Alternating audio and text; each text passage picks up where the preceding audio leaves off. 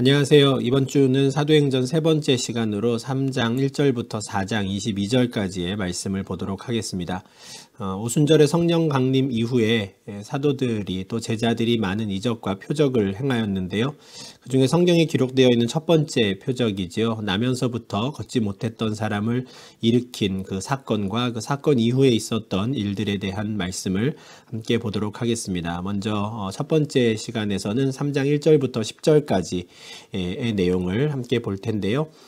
이 본문은 이렇게 시작합니다. 제9시 기도 시간에 베드로와 요한이 성전에 올라갈새라고 하죠.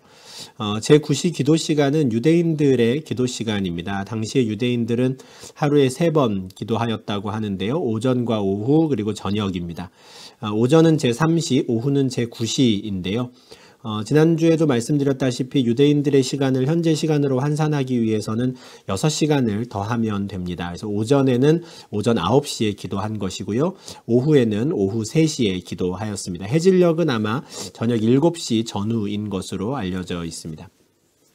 근데 유대인들이 이렇게 시간을 맞추어서 하루에 3번 기도했던 것에 똑같이 베드로와 요한도 그 시간을 맞추어 성전에 가서 기도하였다라는 것을 좀 우리가 주의 깊게 생각할 필요가 있습니다. 과연 사도들은 또 초대교회 성도들은 스스로를 유대교인이라고 생각하였는가? 우리가 지금 현재 유대교라고 부르는 그들과 또 다른 점이 있다고 생각했는가? 참 이게 궁금한 상황이고 또 많은 학자들도 이에 대해서 연구하였는데요. 관련하여서는 다음 회차에서 좀 더 자세히 말씀을 드리겠지만 기본적으로 예수 그리스도께서 부활하시고 승천하신 것을 목격한 제자들도 스스로가 유대인으로서 가졌던 정체성 그리고 자신들이 유대교인으로서 행했던 일들을 그대로 지속하였다라는 것을 좀 염두에 두고 말씀을 보시면 좋겠습니다. 우리가 예수 믿은 이후에 우리가 한국 사람으로서의 정체성을 확 버리지 않는 것과 마찬가지 맥락으로 보시면 되는데요. 다만 성전에 올라가는 목적은 달라집니다. 성전에 올라가서 제사를 드리기 위해 가는 것이 아니라 기도하기 위해서 이제 올라가는 것이죠. 근데 그들이 성전에 올라가서 기도하려고 가는 중에 이들의 눈에 들어온 한 장면이 있었습니다. 나면서 못 걷게 된 이를 사람들이 메고 오는 것을 본 것이죠. 이어지는 말씀을 보면 이 사람은 날마다 미문이라는 성전 문 앞에서 사람들에게 구걸하던 자였다라고 합니다. 그렇다면 아마도 베드로와 요한이 날마다 성전을 오가면서 늘 보았던 사람일 겁니다. 그런데 특별히 어떤 이유인지 모르겠지만 오늘 이 시간에는 특별히 베드로와 요한의 눈에 그가 들어온 것이죠. 나면서 못 걷게 되니라고 되어 있는데요. 이 사람에 대한 사건이 4장 22절에서 끝나는데 4장 22절을 보면 이 사람의 나이가 40여 세나 되었더라 라고 합니다. 40년간 태어나서 지금까지 단 한 번도 걸었지 못했던 사람입니다. 그러다 보니 이 사람이 살 수 있는 유일한 방법은 구걸하는 것이고요. 이 사람이 구걸을 할 수 있도록 친구들이나 또는 친척들, 가족들이 이 사람을 메어다가 미문에다 갖다 두면 이 사람은 그곳에서 구걸을 하는 겁니다. 미문이라는 곳의 위치가 어디인지를 좀 한번 설명을 드리면 좋겠는데요. 예루살렘의 이스라엘 박물관이라고 있습니다. 작년에 갔을 때 찍어온 사진인데요. 이스라엘 박물관에 가면 야외에 예수님 당시의 예루살렘을 최대한 복원해 놓은 자료가 있습니다. 굉장히 큰 규모로 그 당시의 예루살렘을 좀 조형으로 만들어서 모형으로 만들어서 복원하였는데요. 지금 앞에 보이는 이 큰 건물이 바로 예루살렘 성전입니다. 솔로몬 시대 때의 성전은 아니고요. 이후에 예루살렘 지역을 다스렸던 헤롯 대왕이 만들었던 헤롯 성전이라고 부르는 성전입니다. 예루살렘 성전의 크기를 옆에 주변에 있는 다른 가구들, 집이나 다른 건물들과 한번 비교해 보시면 그 규모가 대단했다라는 것을 알 수 있는데요. 지금 이렇게 사진에서 보여드리는 이 방향은 지금 현재 감람산에서 예루살렘을 바라볼 때와 같은 방향입니다. 지금 이게 현재 예루살렘인데요. 현재 예루살렘에서 황금 돔 있는 자리가 앞서 보여드린 그 예루살렘 성전이 있는 곳 시고요. 이쪽 감람산은 지금 예루살렘의 동쪽에 있습니다. 그러니 동쪽에서 예루살렘 성전을 바라본 그 각도가 지금 앞서 보여드린 내용입니다. 조금 좀 확대해서 예루살렘 성전만을 보면 지금 요 화면에 보여드리는 이 건물이 이제 성전이고요. 성전 주변은 그 예루살렘 성전의 성벽으로 이렇게 쌓여 있습니다. 그러니까 큰 벽이 테두리가 있고 그 안에 예루살렘 성전이 있는 것이죠. 이 중에 미문이 어디냐면 제가 화살표로 좀 보여드리겠는데요. 요 노란색 문으로 표시되어 있는 여기가 바로 미문입니다. 아름다울 미자에 문문자를 써서 아름다운 문이라고 되어 있어서 그래서 미문인데요. 좀 위치를 좀 더 구체적으로 설명을 드리겠습니다. 이게 지금 고동색인가요? 남색인가요? 요 이제 사각 테두리가 예루살렘 성전의 벽이고요. 그 안에 이제 예루살렘 성전이 이렇게 건물이 들어가 있습니다. 예루살렘 성전의 방향은 동서남북에 따라서 정해집니다. 예루살렘 성전 안으로 들어가는 문은 항상 동쪽을 향해 있어야 합니다. 이것은 출애굽기 27장 13절부터 15절까지에 보면 하나님께서 모세에게 처음으로 성막을 어떻게 지으라고 말씀하실 때 성막의 문은 동쪽으로 내라라고 하셨습니다. 그 말씀 이후에 계속해서 예루살렘의 성막과 회막 그리고 성전은 항상 출입문을 동쪽으로 두고 있습니다. 앞서 감람산이 예루살렘의 동쪽에 있다고 말씀을 드렸는데 그러다 보니 예루살렘 그 성전의 문은 감람산에서 바라볼 때 바로 앞에 있는 문, 그 문이 바로 미문이고요. 그곳으로부터 성전에 들어갈 수 있습니다. 지금 방금 말씀드린 미문의 위치가 여기입니다. 그러니까 이 미문은 예루살렘 성전이라고 하는 이 건물에 들어갈 수 있는 제일 첫 번째 출입문인 것이죠. 예루살렘 성전 그리고 성벽으로 둘러싸여 있는 공간이 어떻게 배분되어 있냐면요. 성전의 벽 안쪽으로 이방인들도 들어갈 수 있습니다. 그러나 이방인들이 성전 건물 안으로는 들어가지 못합니다.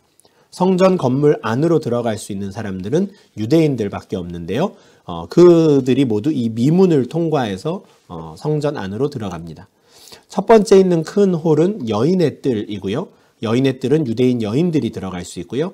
유대인 남성들은 조금 더 들어갈 수 있습니다. 그 앞에가 유대인의 뜰, 사실은 남자들의 뜰 뭐 이렇게 불러야 하는데 이들은 유대인의 뜰이라고 불렀습니다. 고대로부터 유대인들에게 있어서 여인들은 사실은 굉장히 좀 하찮게 여겨졌기 때문에 유대인의 범주에 사실 들지 못했던 개념이 아닌가 하는 생각도 좀 하게 됩니다. 유대인의 뜰을 지나서 더 안쪽으로는 이제는 제사장들만 들어갈 수 있는 지역이 있고요. 그 제사장의 뜰 안에 이제 성막과 그 지성소가 있습니다. 이 구조를 보시면 아실 수 있지만 이 미문이라고 하는 곳은 이방인의 뜰을 지나서 유대인들이 성전으로 들어가는 문입니다. 유일한 출입구인데요. 만약에 구걸하는 사람이 미문 앞에 있다면 어떻겠습니까? 이방인도 그렇고 또 미문 안으로 들어가는 유대인들에게도 그렇고 최대한 가장 많은 사람에게 구걸할 수 있는 장소가 바로 미문입니다. 그러다 보니 이 나면서 걷지 못했던 이 사람이 구걸하는 장소로 택한 곳이 이곳인 것 같고요. 그가 미문 앞에서 구걸을 한다면 이방인들과 모든 유대인들에게 또 그가 구걸할 수 있는 자리였던 것이죠. 베드로와 요한도 이제 유대인으로서 이 성전 안으로 들어가기 위해서 이 문을 지나쳐 가다가 지금 이 나면서부터 걷지 못한 사람이 이곳에 놓여지는 것을 보게 된 것 같습니다. 그 당시의 상황을 추측해서 사람들이 이제 사파로 그림을 그린 건데요. 아마 지나가는 사람마다 다 손을 내밀며 좀 도와달라고 구걸하였을 것입니다. 근데 3절과 4절에 이런 말씀이 있습니다. 그가 나면서부터 걷지 못했던 사람이죠. 그 사람이 베드로와 요한이 성전에 들어가려 함을 보고 구걸하는데 베드로가 요한과 더불어 그를 주목하여 보았다라는 겁니다. 그동안에는 날마다 그냥 지나갔었을 텐데 특별히 어떤 이유인지 이날 이들은 이 사람을 주목합니다. 그리고 우리를 보라라고 하죠. 아마 그 나면서부터 걷지 못했던 사람 입장에서는 굉장히 특이한 경험이었을 겁니다. 우리가 누군가를 길에서 구걸하는 분들에게 도움을 드릴 때 생각해 보시면 알겠지만 어느 누구도 우리가 말을 걸지 않습니다. 그죠? 아주 특별한 경우가 아니고서는 말을 걸지 않죠. 그냥 도와주고 싶으면 동전을 조금 드리고 우리는 지나갈 뿐입니다. 아니면 그냥 무시하고 지나갈 때도 있습니다. 그런데 지금 베드로와 요한이 지금 이 구걸하는 사람을 향해서 말을 거는 것이죠. 우리를 보라라고 하는 겁니다. 그 사람이 아마 좀 깜짝 놀라기도 하였거니와 뭔가 특별한 것을 나에게 주지 않을까 하는 차원으로 기도할 수 있는 상황으로 보입니다.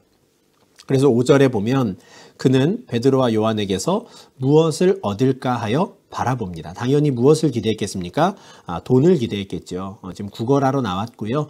우리를 보라라고 하니 뭐 얼마나 큰 돈을 주려고 지금 그러나 하는 생각으로 아마 쳐다보았을 겁니다. 그러나 지금 이 사도들이 베드로가 하는 말을 보면 이 사람 입장에서는 좀 당황스러운 말을 합니다. 아주 유명한 말씀이죠. 은과 금은 내게 없거니와 내게 있는 이것을 너에게 주노니 나사렛 예수 그리스도의 이름으로 일어나 걸으라 라고 말합니다. 이 사람은 은과 금을 바라며 쳐다보았습니다. 사실 뭐 은과 금까지도 아닙니다. 그냥 넉넉한 돈이면 너무 좋겠다라는 마음으로 쳐다보았는데 은과 금은 내게 없거니와 이럽니다. 뭐지 이 사람 싶었을 겁니다. 그런데 베드로는 나에겐 은과 금은 없지만 나에겐 이것이 있다라고 말하며 나사렛 예수 그리스도를 소개합니다. 그리고 그분의 이름으로 너는 일어나 걸으라 라고 하지요. 그분의 이름으로라는 것은 그분의 권능으로라는 겁니다. 베드로는 자신의 이름, 자신의 권능이 아니라 나사렛 예수 그리스도의 이름과 그 권능으로 그에게 일어나라 라고 명령하는 것입니다. 그리고 그는 오른손을 잡아 일으킵니다.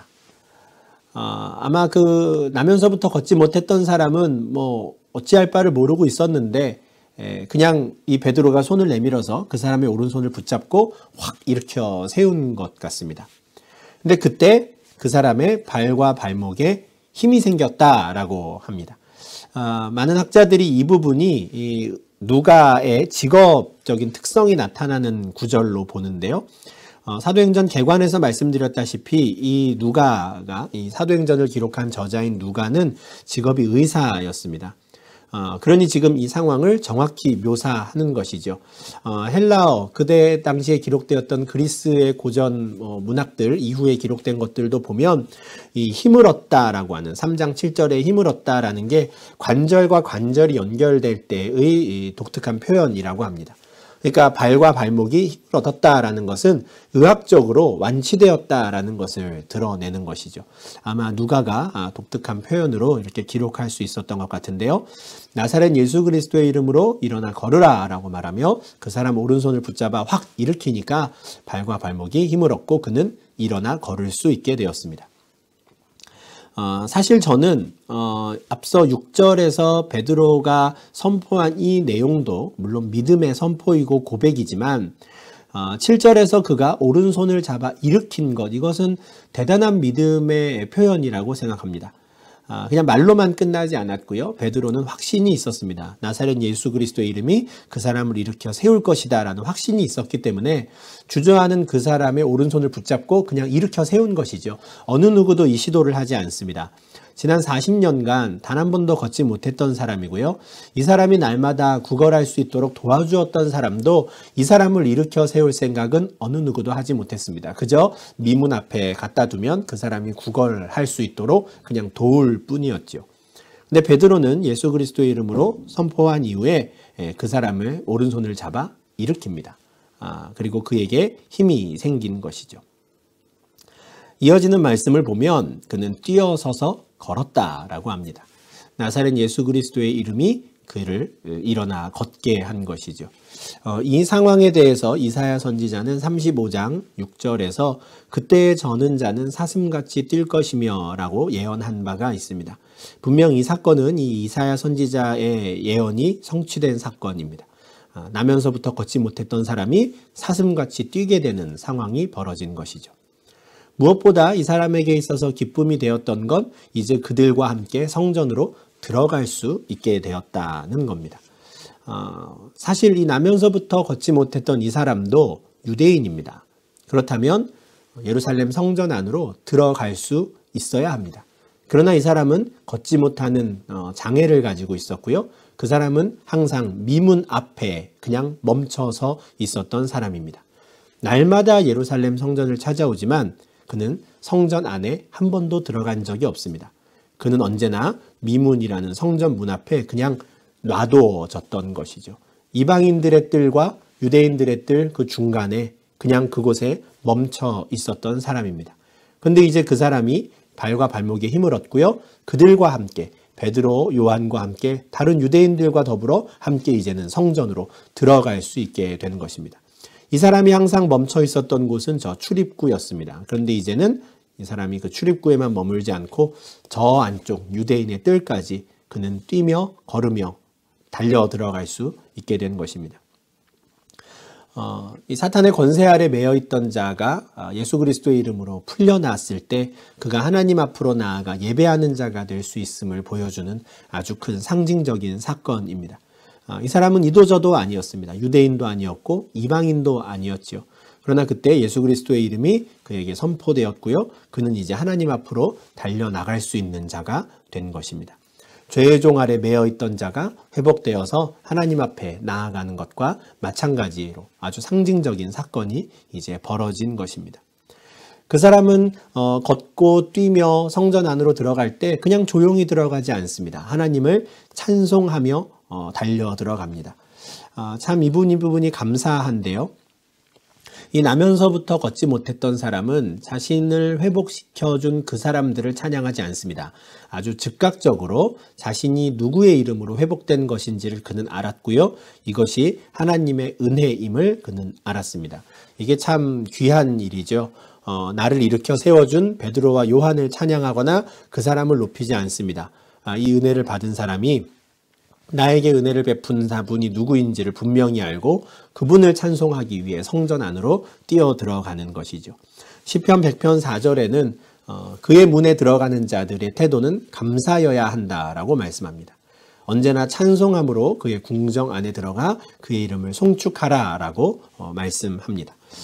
지금 나면서부터 걷지 못했던 사람은 단 한 번도 성전 안에 들어가 보지 못했지만 처음으로 그는 성전에 들어가며 이렇게 회복된 하나님의 백성에게 나타나야 하는 합당한 그 삶의 증거, 태도를 보여줍니다. 그는 걷기도 하고 뛰기도 하며 하나님을 찬송하며 들어가는 것이죠.